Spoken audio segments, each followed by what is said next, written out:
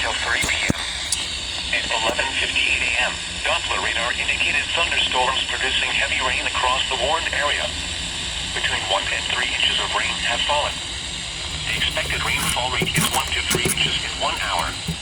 Additional rainfall amounts of 1 to 3 inches are possible in the warned area. Flash flooding is ongoing or expected to begin shortly.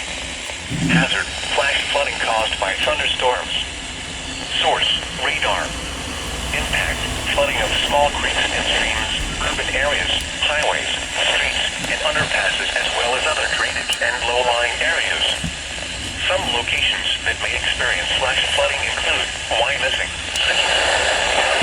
Spring Ridge, Monken, Whitfield, West Wyomissing, West Lawn, and Wyomissing Hills. Turn around. Don't turn when encountering flooded roads.